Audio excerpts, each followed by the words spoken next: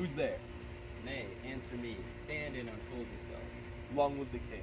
Bernardo, He. you come most carefully upon your hour. 'Tis now struck 12. Get thee to bed, Francisco. For this relief, much thanks. 'Tis bitter cold, and I am sick at heart. Have you had quiet guard? Not a mouse stirring. Well, good night. If you do meet Horatio, the rival of my watch, bid him make haste. I think I hear him. Stand, foe. Who is there? Friends to this ground. And liegemen to the Dane. Give you good night. Oh, farewell, honest soldier. Who hath relieved you? Bernardo, hath 'tis my place. Give you good night. This thing appeared again tonight. I have seen nothing. Last night of all, when yon same star that's westward from the pole had made his course to illume that part of heaven where now it burned, Marcellus and myself, the bell then beating warm. Peace, break thee off. Look where it comes again. In the same figure like the king that's dead. The art of a scholar. Speak to it, Horatio. Most like, it heralds me with fear and wonder. Speak to it, Horatio. By heaven, I charge thee, speak. Speak, speak, I charge thee, speak.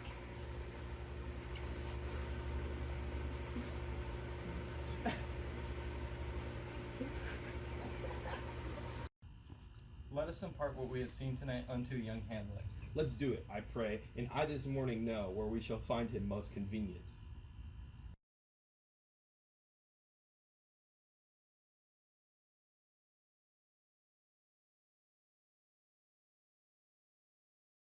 How is it that the clouds still hang on you? Not so, my lord. I am too much in the sun. Good Hamlet, cast thy nighted colour off, and let thine eye look like a friend on Denmark, and do not forever with thy veiled lids. Seek for thy noble father in thy dust. Thou knowest this common all lives must die, passing through nature to eternity. Ay, madam, it is common. If it is, why seems it so particular with thee? Seems, madam, nay, it is. I know not seems. 'Tis not alone my inky cloak, good mother, nor customary suits of solemn book, nor windy suspiration of forced breath. No, nor the fruitful river of the eye, nor the dejected avior of the visage. Together with all forms, moods, shapes of grief, that can denote me truly. These indeed seem, for they are actions that a man might play. But I have that within which passes show. These but the trappings and the suits of woe. Let not thy mother lose her prayers, Hamlet. I pray thee, stay with us. Go not to Wittenberg. I shall in all my best obey you, madam.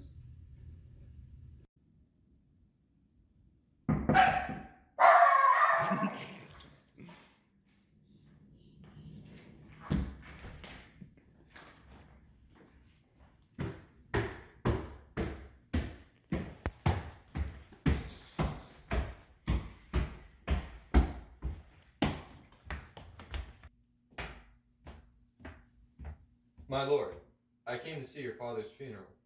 I prithee, do not mock me, fellow student. I think it was to see my mother's wedding. Indeed, my lord, it followed hard upon. Thrift, Horatio.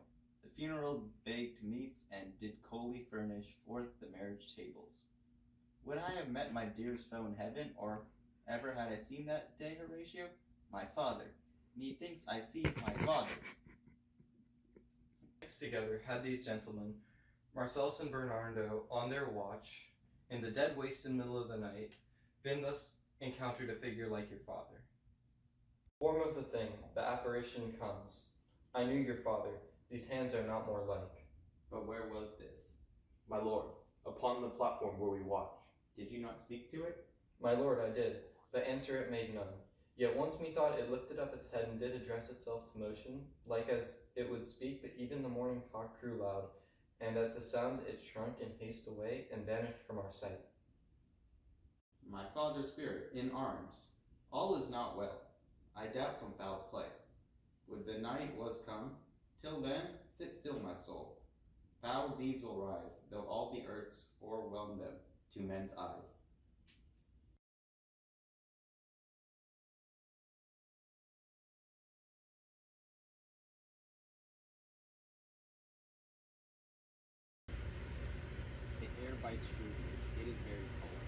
It is a nipping and eager air. What hour now? I think it lacks a 12. No, it is struck. Look, my lord, it comes. Angels and ministers of grace, defend us. Be thou a spirit of health or goblin den. Bring thee airs from heavens or blast from hell. Be thy intentions wicked or charitable. Thou comest in such questionable shape. That I call to thee. I call thee Hamlet, king, father, royal dame. Oh, speak to me.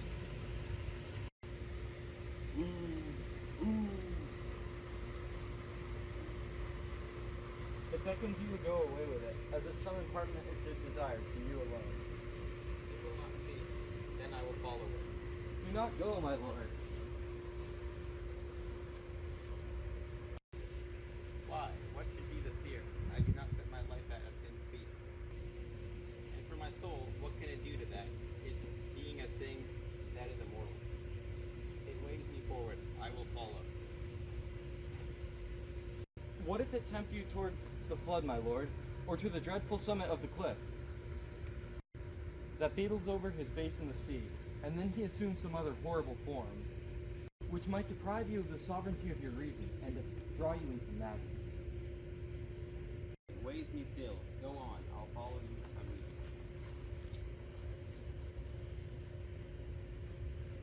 Leave me speak. I'll go no further. Mark me. I will. My hour has almost come, when I must, to sulphurous and tormenting flames, must render up myself. Alas, poor ghost. Pity me not, but lend thy serious hearing to what I shall unfold. So art thou revenged when thou shalt hear. What? I am thy father's spirit, doomed for a certain term to walk the night, and the day confined to fasting fires. But this ever thy dear father loved. Oh God. Revenge is foul and most unnatural murder. Murder? Murder most foul, as in the best it is, but this most foul, strange, and unnatural. Haste me to know it. I, with wings as swift as meditation, or the thoughts of love, may sweep to my revenge. Serpent that did sting thy father's life, now wears his crown. Oh, my prophetic soul, my uncle. That incestuous, adulterate beast, with witchcraft of his wits, with traitorous gifts. Within my orchid, my custom always within the after. On my secure hour, thy uncle stole, with juice of cursed Habona in a bottle, in a vial. But howsoever thou pursues this act, taint not thy mind, nor let thy soul contrive against thy mother aunt.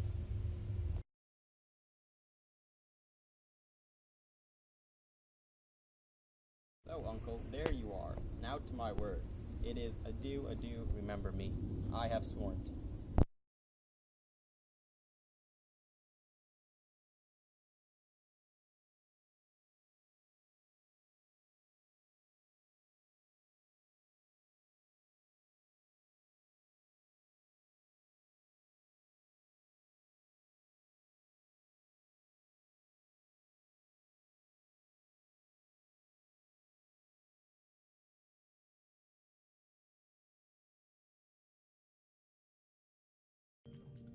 Okay, so in your playing of Hamlet, what key choices in tone and depiction of scenes did you choose? Well, you see, I knew that Hamlet in the actual play was very depressed and sad, and he didn't seem to care about a lot of things.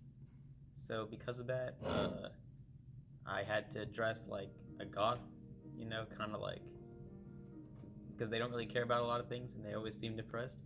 And see, you might think my acting was kind of I didn't care that much, but that's because Hamlet doesn't actually care that much in real life. It's not because I don't really care about acting.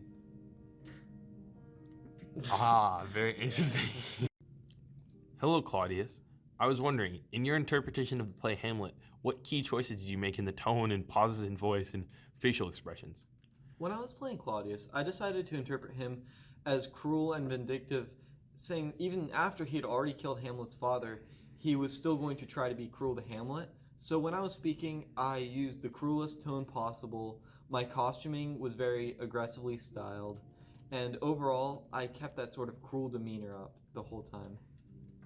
I'm here with the actor, that played Francisco in our interpretation of the play Hamlet, and I was wondering what key tone choices did you use throughout your representation of the character? So I knew that Francisco was a character who was very obedient and didn't really do too many things he wasn't asked. And so I just I chilled, I was taking guard, I wasn't doing anything I wasn't supposed to. I was asking no, stand and unfold yourself, because I wanted to know who was there. I was protecting the castle, put a lot of emotion into my lines, because I know that Francisco cares a lot about the castle and the well-being of the royals. What do you think made your interpretation of the guards special? Well, I played the guard Bernardo and also Marcellus, but we merged both of them into sort of one character. First of all, because we didn't have the people capacity to be able to have them as two different characters, but also because these characters are so insignificantly different that they can be portrayed by one single person.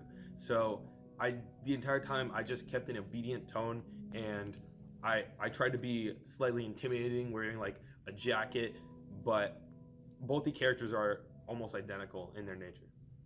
When portraying Queen Gertrude, are there any specific considerations you made when portraying her tone or facial expressions? Well, first of all, in the scene where in the court where she was talking to Hamlet, I made it very clear that she was being very sympathetic and caring towards Hamlet, and she was trying to understand his point of view, even though she was kind of ignorant to how he was feeling. And then another key thing I did is we sat Gertrude on the couch next to Claudius, kind of off to the side, showing that she's a very subservient character, and she also just sat there sort of quietly while the people often discuss, and that sort of reflects her character as it is portrayed in the play. Hello, I'm here with Horatio from the interpretation of Hamlet, the play by Jacob Harrison, Dhruva Naidu, and Matthew Tave. And I was wondering if there was any key facial expressions and tones that you used throughout your interpretation of Horatio. Well, playing Horatio is almost like playing two separate characters, because he acted like a very different man when he was around Hamlet and when he wasn't. In scene 1, where he wasn't with Hamlet and only interacting with the guards and the ghost, he was much more scholarly, and I tried to play that. I used an inquisitive tone, and I was critical about the ghost and the guards. However, in scenes 4 and 5, with Hamlet, Horatio plays more of the role of a friend, trying to stop Hamlet from going with the ghost because he's concerned for Hamlet's well-being. In that, I used a much more caring tone and facial expressions, and I inserted pauses to make sure it was conveyed to the audience clearly how much Horatio cared for Hamlet. What key things did you take into account when portraying the ghost? Well, first of all, our initial actor for the ghost, he lacked the ability to coherently form sentences, and he was a dog named Oreo, and unfortunately we had to give him a budget cut and cut his salary, and due to that he went on strike, so I took on the new role of the ghost. And fortunately for me, I can form coherent sentences, and in all seriousness, in the ghost I portrayed a very frustrated and angry tone, especially when he was recounting his death towards Hamlet and thirsty for revenge, and I kept that a common theme of his demeanor throughout the entire recreation.